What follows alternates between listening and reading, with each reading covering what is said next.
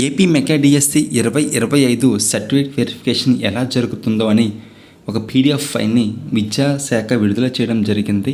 ఆ పీడిఎఫ్ ఫైల్లో ఏ విషయాలు ఉన్నాయో ఇప్పుడు చూద్దాం. ఆ పీడిఎఫ్ ఫైల్ మనకి ఓపెన్ చేయగానే మొట్టమొదటిసారి ఇలా కనిపిస్తుంది అనమాట. AP mega DSC certificate verification అని ఇలా కనిపిస్తుంది. సో వీళ్ళు అధికారులు ఏం చేస్తారంటే ఆన్లైన్లోకి వెళ్ళి మెగా డిఎస్సి పోర్టల్ ఓపెన్ చేయగానే ఇక్కడ మనకి రెండు కనిపిస్తున్నాయి కదా. ఒకటి డిపార్ట్మెంట్ లాగిన్ అని, క్యాండిడేట్ లాగిన్ అని. Department login, so candidate login అనేది డిఎస్సి అభ్యర్థులకు సంబంధించింది అయితే డిపార్ట్మెంట్ లాగిన్ అనేది అధికారులకు సంబంధించింది. సో సంబంధిత అధికారి డిపార్ట్మెంట్ లాగిన్ మీద క్లిక్ చేయగానే వారికి ఇలా వస్తాయి అన్నమాట. యూజర్ నేము, పాస్వర్డ్ ఎంటర్ చేసి వారు లాగిన్ అవ్వడం జరుగుతుంది. మనం ఎలా అయితే క్యాండిడేట్ ఐడి, పాస్వర్డ్ ఎంటర్ చేసి లాగిన్ అవుతామో, సో సంబంధిత అధికారి కూడా వారి యొక్క యూజర్ నేమ్, పాస్వర్డ్ ఎంటర్ చేసి లాగిన్ అవ్వడం జరుగుతుందన్నమాట. సో అలా లాగిన్ అవ్వగానే ఇక్కడ వాళ్ళకి సర్వీసెస్ అని కనిపిస్తుంది. మనకు కూడా సర్వీసెస్ కనిపిస్తుంది కదా. కానీ మనకేముంటుంది, ఏపీడిఎస్సి అప్లికేషన్ ప్రింట్ ఫామ్ అని, పేమెంట్ అని, రెస్పాన్స్ షీట్స్ అని, మెగా డిఎస్సి రిజల్ట్ అని ఉంటుంది. వాళ్ళకైతే ఇలా ఉంటాయి అన్నమాట. ఇలా ఉన్నప్పుడు ఏం జరుగుతుందంటే చివరి నుంచి రెండు ఆప్షన్ చూడండి. వెరిఫికేషన్ ఫారం అని ఉంది కదా. సో దాంట్లో వెరిఫికేషన్ ఫారంలో వాళ్ళు క్లిక్ చేస్తారు. క్లిక్ చేసిన తర్వాత అలా కిందకి వెళ్ళిన తర్వాత ఫస్ట్ వస్తుంది individual details review, DSC verification ఉంటుంది. సో ఇండివిజువల్ డీటెయిల్స్ ఉంటాయి అన్నమాట.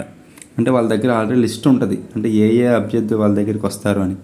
సో మనం ఒక డిఎస్సి అభ్యర్థి వాళ్ళ ముందు కూర్చోగానే మన ఐడి ఎంటర్ చేయగానే మన ఐడికి సంబంధించిన కాలం ఉంటుంది కదా, దాని దగ్గర ఇతనే అభ్యర్థి అని వెరిఫై అని టచ్ చేస్తారు. Click on verify to view individual details. A DSC అభ్యర్థి అయితే వారు ముందుకు వెళ్తారో వారి ఐడిని ఎంటర్ చేయగానే తన యొక్క డీటెయిల్స్ని ఎంటర్ చేయడానికి ఇలా వస్తుందన్నమాట. అక్కడ వెరిఫై అని వాళ్ళు క్లిక్ చేయగానే బేసిక్ డీటెయిల్స్ వస్తాయి. మనందరికీ తెలిసిందే డిఎస్సి సర్టిఫికేట్ వెరిఫికేషన్కి ఒక కమిటీని వేయడం జరిగింది కదా. ఆ కమిటీలో 3 మెంబర్స్ ఉంటారు. వాళ్ళే మెంబర్ 1, మెంబర్ 2, మెంబర్ 3. వాళ్ళ యొక్క నేమ్ ఏంటి, డిజిగ్నేషన్ ఏంటి, వాళ్ళ మొబైల్ నెంబర్స్ అనేవి ఇక్కడ ఉంటాయి. సో ఈ 3 అనేది ఆఫీసుకి సంబంధించింది. దాని కిందకు వచ్చామనుకోండి బేసిక్ డీటెయిల్స్, అంటే candidate ID, Aadhaar ID, name, father name, mother name, age సంబంధిత, అంటే ఒక డిఎస్సి అభ్యర్థికి సంబంధించిన బేసిక్ ఇన్ఫర్మేషన్ మొత్తం దీంట్లో ఉంటుంది. అలాగే ఇక్కడ చూడండి రిలవెంట్ డాక్యుమెంట్ దగ్గర ఎస్ఎస్సి అని ఉంది. సో మనకి అధికారులు ముందే చెప్పారు కదా, మన సర్టిఫికేట్ వెరిఫికేషన్కి వెళ్ళే ముందు ఖచ్చితంగా మన యొక్క ఒరిజినల్ డాక్యుమెంట్స్ని వెబ్సైట్లో అప్లోడ్ చేయాల్సి ఉంటుందని.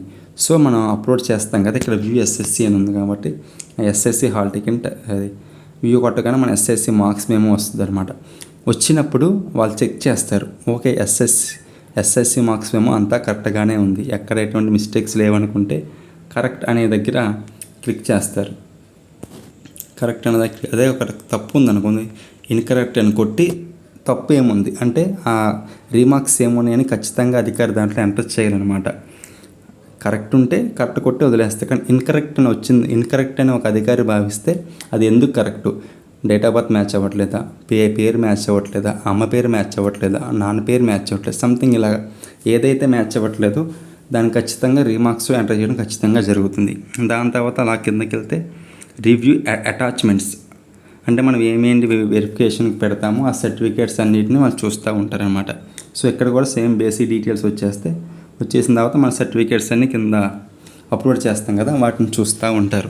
దాని తర్వాత దాని కిందకి ఇంకో పేజీకి వెళ్తే ఇక్కడ మన క్యాస్ట్ ఒకటి, మన లోకల్ డిస్టిక్ ఏది, పిహెచ్, ఎస్ఎస్సి సంబంధిత సర్టిఫికేట్ వెరిఫికేషన్ అనేది ఉంటుందన్నమాట. సో క్యాస్ట్ పెడతాం.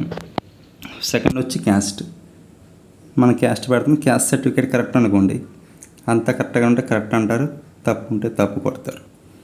అలాగే ఒకళ్ళు పిహెచ్ కనుక మనకు లేకపోతే నువ్వు అంటాం. ఒకళ్ళు ఎస్ అంటే పిహెచ్కి సంబంధించిన సర్టిఫికేట్ చూస్తామన్నమాట. సర్టిఫికేట్ కూడా కరెక్ట్ ఉంటే కరెక్ట్ కొడతారు, తప్పు ఉంటే తప్పు కొట్టి ఎందుకు తప్పు అనేది కూడా ఖచ్చితంగా ఎంటర్ చేయాల్సి ఉంటుంది. దాని తర్వాత లోకల్ స్టేటస్ అనమాట. సో మన లోకల్ హిస్టరీకి సంబంధించిన స్టడీస్ సర్టిఫికేట్ కూడా సేమ్ అంతే. స్టడీస్ సర్టిఫికేట్స్ మనం అప్లోడ్ చేస్తాం కదా, ఇక్కడ వ్యూ నొక్కగానే మన స్టడీస్ సర్టిఫికేట్ వాళ్ళకి కనిపిస్తాయి అన్నమాట. కనిపించిన తర్వాత వాటిని కూడా చెక్ చేస్తారు. కరెక్ట్ ఉంటే కరెక్ట్ అంటారు, తప్పు ఉంటే ఇన్కరెక్ట్ అని కొట్టి ఖచ్చితంగా ఎందుకు తప్పు అనేది ఖచ్చితంగా అధికారులు ఎంటర్ చేయాలి. నేను ఇక్కడ ఖచ్చితంగా చూపిస్తుంది కాబట్టి ఖచ్చితంగా ఎంటర్ చేస్తారు. అలాగే సేమ్ మళ్ళీ ఎస్ఎస్సి చూస్తారు, కరెక్టా తప్ప చూస్తారు. దాని తర్వాత ఇంటర్మీడియట్ చూస్తారు. సేమ్ కరెక్టా తప్పు అయితే ఖచ్చితంగా సర్టిఫికేట్ ఎందుకు తప్పు అనేది ఖచ్చితంగా రిమార్క్స్లో ఎంటర్ చేయాల్సిందే అధికారులు. దాని తర్వాత డిగ్రీ చూస్తారు. డిగ్రీ కూడా సేమ్ అంతే, డిగ్రీ కూడా అలాగే చూస్తారు. దాని తర్వాత ప్రొఫెషనల్ క్వాలిఫికేషన్స్ అంటే మన టీటీసీ కానీ, టీటీసీ ఒకటి, బీఈడీ కానీ 2 ఉంటే 2 చూస్తారు, 1 ఉంటే 1 చూస్తారు. కరెక్టా ఇన్కరెక్ట్ అయితే ఎందుకు, దాంట్లో మిస్టేక్ ఏముంది అనేది అధికారులు చెక్ చేసి ఖచ్చితంగా అది రాయాల్సిందే. దాని తర్వాత మనకు టెట్ డీటెయిల్స్, ఖచ్చితంగా టెట్ డీటెయిల్స్ కూడా అదే సేమ్, కరెక్ట్ అయితే కరెక్ట్, ఇన్కరెక్ట్ అయితే ఇన్కరెక్ట్ కొట్టేస్తారు. సో ఇవన్నీ చూసిన తర్వాత చివరికి మనకి confirmation status of each post DSC. So వచ్చిన అభ్యర్థి ఏ పోస్టుకు ఎలిజిబుల్ అని క్లిక్ చేస్తూ ఉంటారు. దేనికైతే వాళ్ళు ఎలిజిబుల్లో దానికి ఎలిజిబుల్ అని కొడతారు. దేనికి వెళ్తే ఇన్ఎలిజిబుల్లో ఇన్ఎలిజిబిలిటీ కొట్టిన ప్రతి చోట ఏం చేస్తారంటే రిమార్క్స్ అనేవి ఎంటర్ చేస్తూనే ఉంటారు. ఆ రిమార్క్స్ అన్నీ అయిపోయిన తర్వాత సబ్మిట్ నొక్కుతారు. సో ఇలా సబ్మిట్ నొక్కడంతో DSC verification, mega DSC 2025 certificate verification process అనేది కంప్లీట్ అవుతుంది. అభ్యర్థులు గమనించగలరు.